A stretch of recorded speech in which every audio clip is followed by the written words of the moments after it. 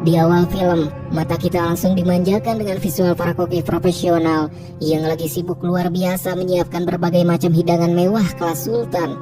Sekepala koki di sana terlihat benar-benar memperhatikan setiap detail dengan sangat teliti, mulai dari tingkat kehigienisan bahan, keindahan plating yang estetik, sampai kelezatan rasa yang harus sempurna tanpa celah. Semua makanan itu disiapkan seolah-olah untuk tamu agung. Tapi simpan dulu kekaguman kalian, karena realitanya jauh lebih pahit dari eno kecingcalang manapun. Cerita pun beralih kepada seorang pria bernama Goreng. Ia baru saja terbangun di sebuah sel penjara yang suram dan dingin. Goreng tidak sendirian. Di sana ada seorang aki-aki bernama Terima Kasih. Kenapa Goreng ada di sana? Ternyata si Goreng ini adalah penghuni baru atau manusia baru di tempat jahanam tersebut.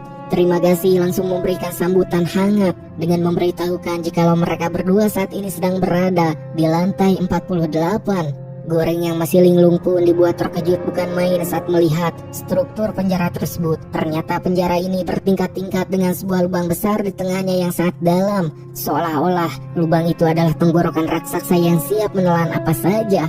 Terima Kasih dengan santainya menjelaskan jikalau di tempat ini satu-satunya hal yang paling penting adalah makan. Ia juga mengatakan jikalau lantai 48 adalah lantai yang posisinya cukup bagus. Si Abah juga menjelaskan jika kini ia sudah berbulan-bulan berada di penjara lubang tersebut, di mana sistemnya adalah setiap 1 bulan sekali atau tepatnya dalam 30 hari ke depan, para tahanan akan dipindahkan ke lantai yang berbeda secara acak. Bisa pindah ke lantai atas yang penuh makanan, atau malah terjun bebas ke lantai bawah yang cuma menyisakan kematian.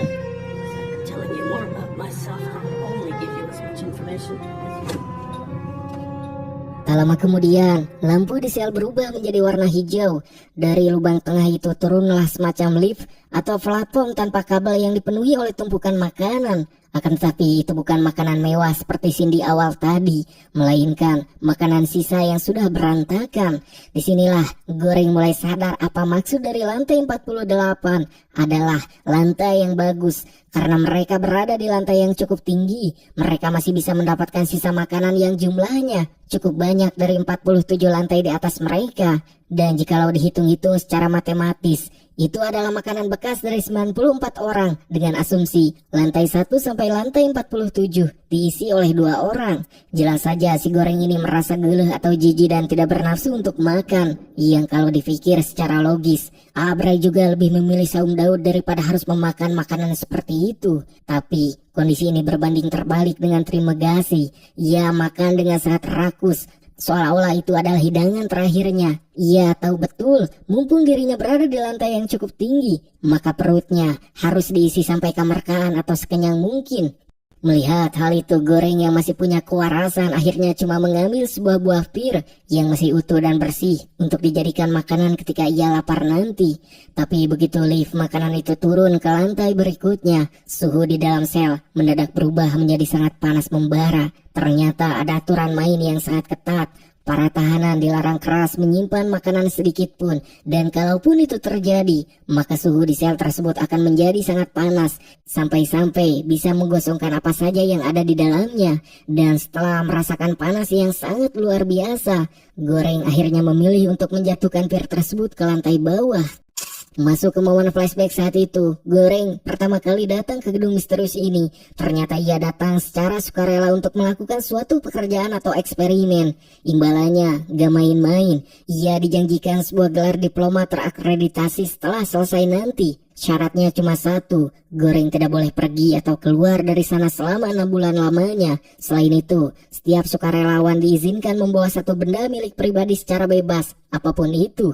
Di saat orang lain mungkin membawa senjata atau alat bertahan hidup, si Goreng yang idealis ini malah memutuskan untuk membawa sebuah buku, sebuah pilihan yang nanti akan ia sesali atau malah menjadi kekuatannya.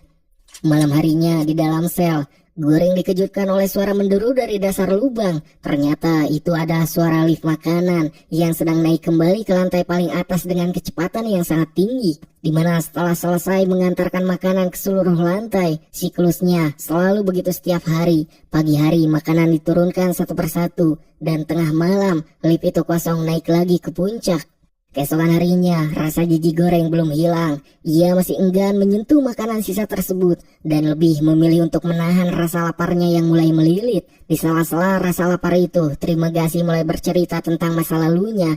Ia nggak sengaja mempateni orang, dan karena kejadian itu, ia diberi pilihan oleh otoritas masuk rumah sakit jiwa atau masuk ke penjara lubang ini. Trimagasi jelas memilih penjara lubang karena ia pikir ini cuma penjara biasa pada umumnya.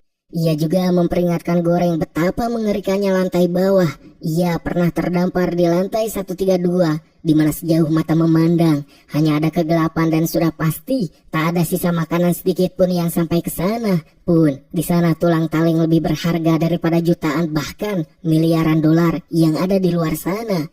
Mendengar cerita horor itu, jiwa kemanusiaan Goreng pun meronta. Ia berusaha berteriak, mengajak orang-orang di lantai atas dan lantai bawahnya agar bisa saling bekerja sama menjaga porsi makanan. Ia berharap mereka bisa menyampaikan ide solidaritas ini ke lantai-lantai berikutnya agar semua orang bisa makan.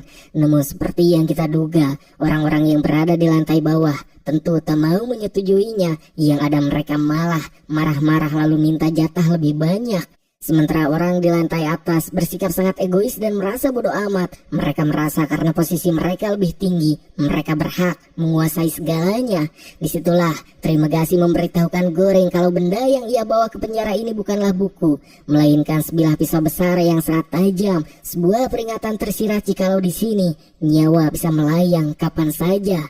Seiring berjalannya waktu, sistem penjara yang biadab ini mulai mengikis idealisme dan moralitas Goreng. Perutnya yang mulai keroncongan parah membuat ia akhirnya menyerah dan terpaksa memakan makanan sisa itu sedikit demi sedikit supaya dirinya tak mati konyol. Lalu, keesokan harinya, sebuah pemandangan mengerikan terjadi di depan mereka berdua. Seorang tahanan dari lantai atas terjun bebas alias bundir.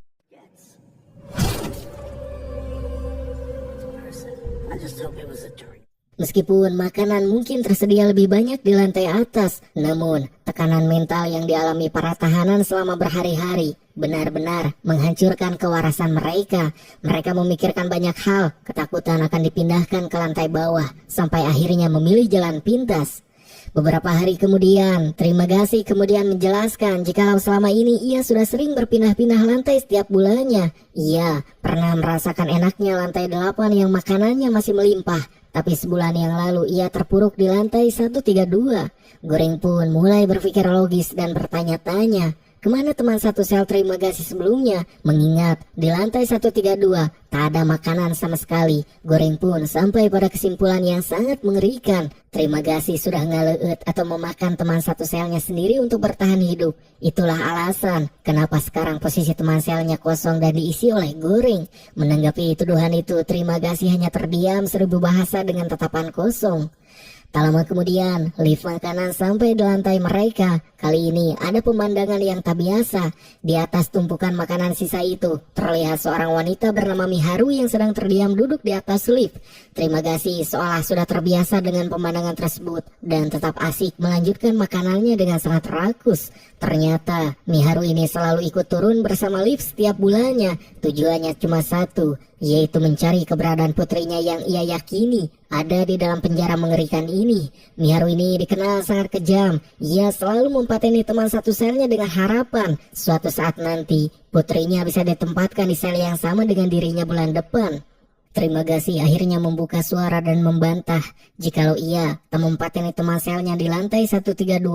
Ia menjelaskan jika temannya itu keluar karena masa tahanannya sudah selesai. Trimagasi juga menambahkan jika alasan mereka bisa bertahan di lantai 132 itu karena ada daging segar alias mayat jelema yang jatuh dari lantai seperti kejadian yang menimpa mereka kemarin. Dan karena rasa lapar yang luar biasa itulah, Trimagasi dan teman satu selnya langsung mukbang ngaleut mayat yang jatuh tersebut.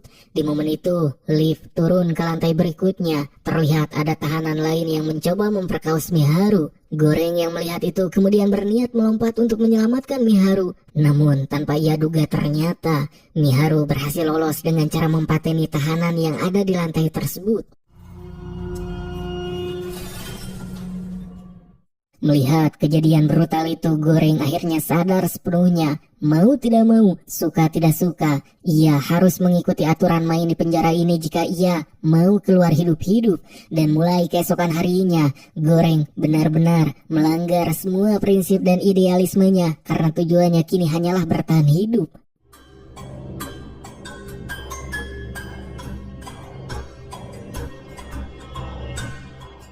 Sampai akhirnya hari ke-30 yang dinantikan sekaligus ditakuti pun tiba. Terima kasih memberitahukan jikalau sebentar lagi gas bius akan dikeluarkan ke seluruh sel. Mereka akan dibuat pingsan lalu terbangun di lantai yang berbeda keesokan harinya. Di saat terakhir, terima kasih sempat memuji kepribadian Goreng yang baik hati karena sering membacakannya buku. Dan sesuai kesepakatan awal, 2 bulan lagi, terima kasih seharusnya bisa keluar dari penjara ini. Tapi nasib berkata lain. Keesokan harinya saat Goreng terbangun, dunianya seolah runtuh. Ia mendapati dirinya terikat kuat di atas kasur, lalu melihat jika lantai yang ia tempati sekarang berada di lantai 171. Di sini pilihannya cuma satu, makan atau dimakan. Terima kasih dengan nada dingin mengatakan jikalau ia tak akan langsung mempateni Goreng, karena jika hal itu dilakukan, maka dagingnya akan cepat membusuk dan tidak bisa dijadikan stok makanan. Alih-alih menjunjung tinggi moralitas, terima kasih lebih mementingkan perutnya dan memilih rencana yang sangat tragis. Dirinya berkata, jika ia akan berpuasa selama 8 hari ke depan, lalu setelah itu ia akan mulai netek daging tubuh Goreng sedikit demi sedikit untuk dimakan. Dari pernyataan itu terbukti, jika teman sel Teramigasi sebelumnya bukanlah bebas, tapi memang sudah habis dikonsumsi oleh si biadab ini. Tapi karena Goreng sudah dianggap baik, Terima kasih berjanji akan memberikan potongan daging goreng itu sendiri kepada Goreng, agar mereka berdua bisa tetap bertahan hidup. Mendengar hal itu, Goreng hanya bisa mengutuk dan meneriaki terima kasih lalu menyumpahinya jika suatu hari nanti terima kasih tidak akan maut dengan tenang. Hari demi hari pun berlalu dan seperti yang terima kasih duga, jika Liv yang biasanya membawa makanan kini tak menyisakan membawa makanan apapun, yang ada hanyalah wadah makanan yang sudah paburantak.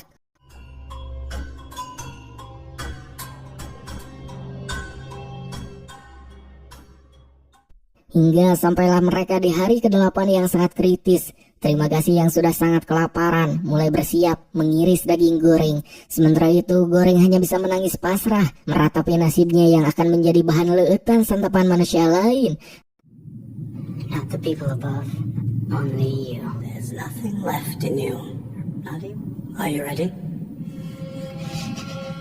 Tapi tepat saat peso tajam itu sedang menyayat kulitnya, sebuah keajaiban terjadi. Si Teteh Miharu tiba-tiba muncul di waktu yang sangat tepat. Tanpa ampun, ia pun nektek terima kasih hingga sakaratul maut. Lalu membebaskan Goreng dan menyerahkan pisau yang ia bawa. Yang itu berarti Goreng diberi kesempatan untuk membalaskan semua hal yang ia alami pada terima kasih. Yang tanpa rasa belas kasihan, ia kemudian mempateni terima kasih.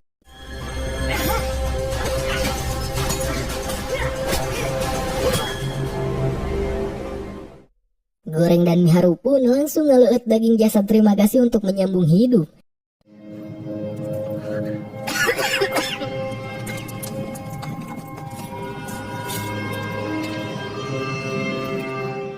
Di sisi lain, film kembali memperlihatkan kontras yang gila di lantai 0 atau dapur utama. Di sana, kepala Koki terlihat marah besar sampai meledak-ledak kepada anak buahnya hanya karena ada sehelai rambut yang masuk ke dalam hidangan. Hari demi hari berlalu, mayat terima kasih yang sudah mulai membusuk dan dipenuhi belatung tetap dipaksa diopi oleh Goreng demi bertahan hidup. Di tengah kondisi mental yang hancur, Goreng mulai digentayangi oleh arwah Simbah terima kasih. Arwah itu terus membisikkan kata-kata, jikalau sekarang Goreng sudah sama rendahnya dengan ia, yaitu menjadi seorang pematen dan kabinal. And now I belong to you, Goreng. Singkatnya, 1 bulan pun berlalu dan Goreng kembali dipindahkan. Kali ini ia terbangun di lantai 33 bersama teman satu sel barunya, seorang wanita bernama Imogiri. Ternyata Imogiri ini bukan orang sembarangan. Ia adalah mbak admin yang dulu mewawancarai Goreng saat berminat jadi sukarelawan. Sama seperti Goreng, Imogiri masuk ke sini secara sukarela karena ia merasa bertanggung jawab atas sistem ini. Imogiri menjelaskan, jika tempat ini sebenarnya disebut sebagai pusat manajemen mandiri vertikal. Setahu ia, total ada 200 lantai di dalam sana dan seharusnya tidak ada anak di bawah umur. Pun tujuan dari penjara ini sebenarnya mulia, yaitu untuk memicu aksi solidaritas secara spontan. Menurut perhitungannya, makanan yang diturunkan dari atas sebenarnya sangat mencukupi untuk semua tahanan sampai lantai terbawah asalkan dibagi secara adil. Mendengar hal itu, Goreng yang sudah mengalami kenyataan pahit di lapangan hanya terdiam membisu mendengar ocehan Imogiri. Saat lift makanan datang, Imogiri dengan santainya memilihkan makanan untuk diberikan kepada anjing peliharaannya. Very good. There's at least Setelah lift turun, ia berteriak mencoba mengajak orang-orang di lantai bawah untuk membagi jatah makanan secara adil. Namun tak ada satupun yang peduli. Mereka tetap makan dengan rakus mumpung posisi mereka lagi di atas. Goreng cuma bisa mencibir. Ia mengatakan semua kekacauan ini adalah tanggung jawab dan dosa si pengelola. Tapi Imogiri yang sudah bekerja selama 20 tahun di sana tetap yakin kalau tujuan pengelola itu baik. Setiap hari Imogiri cuma makan secukupnya dan terus mencoba memberitahu orang bawah hal yang sama. Kejadian ini pun persis seperti saat Goreng baru masuk dan mencoba mengajak solidaritas namun gagal total. Cody, whatever the fuck, yeah. Your portion is also the portions for those at level 30. Karena sudah sangat muak melihat idealisme Imogiri yang sia-sia, Goreng akhirnya turun tangan. Ia membantu tapi dengan cara yang berbeda, bukan menggunakan kata-kata manis, melainkan memakai ancaman keras. Goreng mengancam akan nyadukan atau ngompolan setiap makanan yang ada sebelum lift itu turun ke bawah. Mendengar hal itu, para tahanan kemudian setuju dan memilih berbagi makanan secara merata daripada harus memakan makanan yang sudah dicampur caduk. Dan ternyata di tempat seperti ini, ancaman jauh lebih efektif daripada sekadar dialog damai. Keesokan harinya saat lift datang, terlihat Miharu pingsan di atasnya. Goreng langsung menggotongnya ke atas kasur untuk dirawat. The pillow. The pillow. It's cold. What's that? I got fucking dog. Akan tetapi saat mereka tertidur, sebuah tragedi terjadi. Miharu mempateni anjing Ramses milik Imogiri. Ini adalah bentuk dendam pribadi karena ternyata Imogiri lah yang dulu mengirim Miharu dan putri semata wayangnya ke penjara jahanam ini. Imogiri pun hancur hatinya melihat anjing kesayangannya tiada.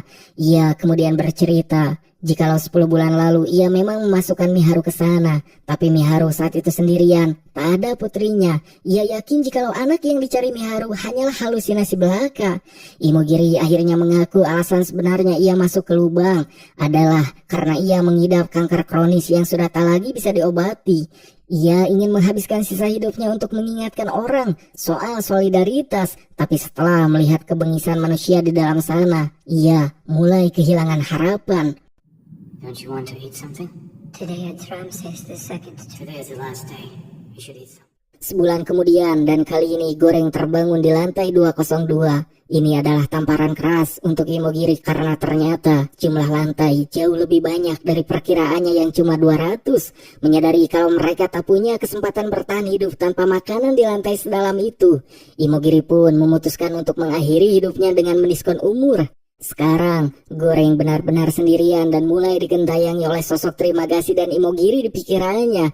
Arwah Imogiri seolah meminta Goreng untuk ngaleut tubuhnya agar ia bisa tetap hidup. Really? You're talking to them. It's your only chance to survive. Let me tell you the truth. Unless you're the last day. For life drinks my blood, remains. Goreng pun berusaha sekuat tenaga menahan rasa laparnya dengan cara memakan kertas-kertas dari buku yang ia bawa tanpa menyentuh mayat Imogiri sedikit pun. Di bulan berikutnya, nasib Goreng membaik. Ia dipindahkan ke lantai 6 bersama seorang pria bernama Baharat. Baharat sangat bersemangat karena lantai 6 sudah sangat dekat dengan puncak. Ia mencoba meminta bantuan tahanan di lantai 5 untuk menariknya ke atas menggunakan tali supaya bisa melarikan diri dari penjara tersebut. Awalnya, tahanan di lantai 5 setuju untuk membantu Baharat. Namun ketika Bharat mulai memanjat tali tersebut, orang-orang di atas malah mengkhianatinya.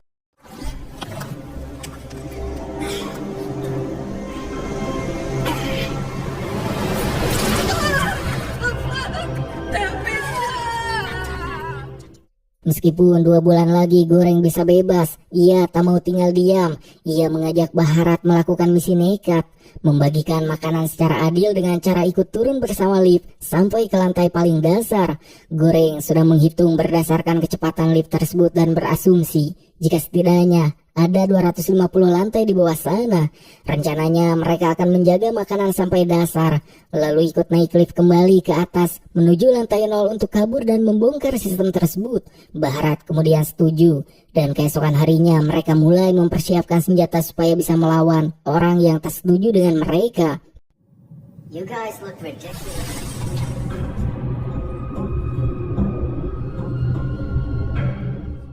Dari lantai 7 sampai lantai 50, mereka melarang siapapun untuk makan karena penghuni di lantai atas dianggap masih punya cadangan lemak dan bisa menahan lapar di hari itu. Dan siapa yang melawan langsung disikat tanpa ampun, tanpa melihat gender ataupun umur. Mereka mempateni siapapun yang tak bisa mengikuti rencana mereka berdua. Get in the fucking corner and stay where you are, against the wall. Hold on now.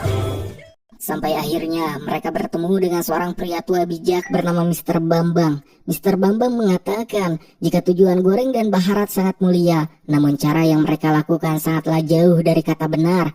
Atas saran dari pria bijak ini, mereka mengubah taktik. Mereka harus melakukan dialog atau negosiasi terlebih dahulu sebelum menyerang. Bambang juga mengingatkan jikalau pengelola mungkin tak punya hati, tapi para koki di lantai 0 pasti memiliki hati nurani. Oleh karena itu mereka harus membawa satu hidangan mewah apa saja dalam kondisi utuh sampai ke dasar, lalu dibawa kembali ke atas sebagai simbol pesan bahwa solidaritas telah terbentuk. Sesuai amanah Bambang, mereka pun akhirnya memilih Panacota dan berusaha mati-matian menjaga Panacota tersebut. Hingga beberapa tahanan berhasil diajak kerjasama, tapi ada juga tahanan yang tak setuju dan langsung digeprek begitu saja.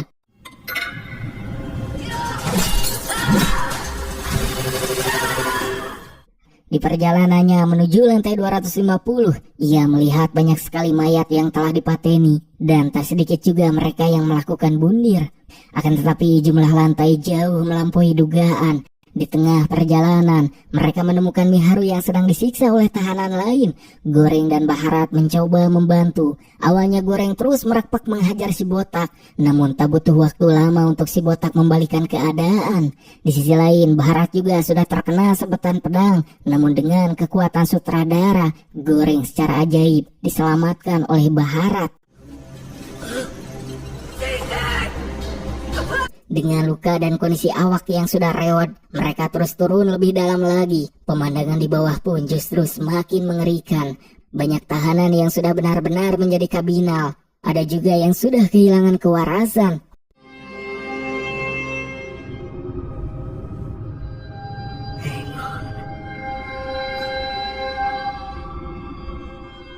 Dengan kondisi yang sudah sekarat dan bersimbah getih, makanan di atas lift akhirnya habis total, menyisakan hanya satu piring Panacota yang masih terjaga keindahannya, dan lift terus meluncur ke bawah sampai akhirnya berhenti di lantai 333. Mereka pikir itu adalah lantai terakhir. Di sana, di bawah kasur, mereka menemukan sesuatu yang sangat mengejutkan, yaitu seorang bocil yang ternyata anak Miharu yang bernama Mali. Benar-benar ada, bukan sekadar halusinasi. Ketika mereka turun dari lift, tiba-tiba lift tersebut terus meluncur ke bawah lagi menuju lorong gelap yang tak ada selnya. Goreng pun menyadari jikalau suhu di lantai terakhir ini tak berubah meskipun Panacota yang mereka bawa di sana. Mali yang kelaparan melihat ke arah Panacota tersebut. Awalnya Goreng enggan memberikannya karena itu adalah pesan penting mereka, tapi rasa iba mengalahkan segalanya. Panacota itu pun diberikan kepada Mali agar si kecil ini bisa bertahan hidup.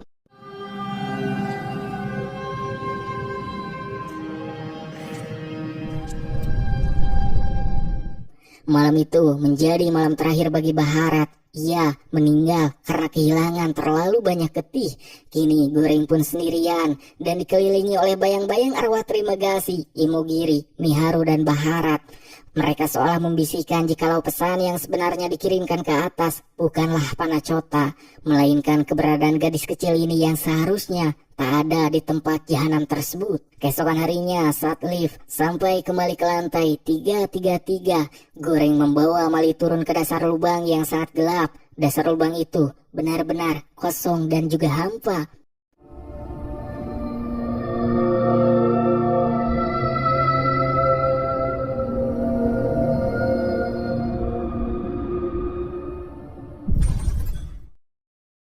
Goreng berencana ikut naik ke atas bersama Mali, tapi arwah terima kasih muncul dan mengingatkan jikalau tugas Goreng sudah selesai. Goreng bukanlah bagian dari pesan itu. Pesannya adalah Mali, seorang bocah murni dan tak berdosa. Goreng pun memutuskan untuk tetap tinggal di kegelapan bersama bayang-bayang masa lalunya, sementara Mali naik ke atas menggunakan lift dengan kecepatan tinggi.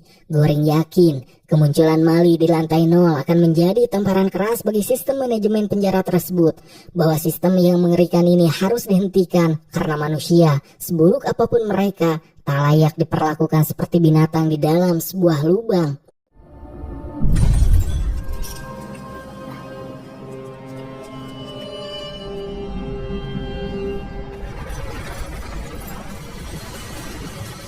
Tamat! Film ini mengajarkan pada kita semua jika kekacauan bisa terjadi ketika empati hilang dan digantikan oleh insting bertahan hidup yang brutal. Makanan yang turun sebenarnya cukup untuk semua orang, namun habis karena orang yang di atas merasa berhak mengambil segalanya tanpa memikirkan nasib yang lain. Pelajaran pahitnya adalah perubahan tak akan datang dengan sendirinya, tapi harus ada kemauan dan tanpa pengorbanan yang besar untuk menobrak aturan yang ada. Kita diingatkan bahwa posisi sosial itu sementara. Jika kita terus mengabaikan ketidakadilan saat berada di puncak, maka kehancuran yang sama akan menjemput kita saat roda kehidupan berputar ke bawah.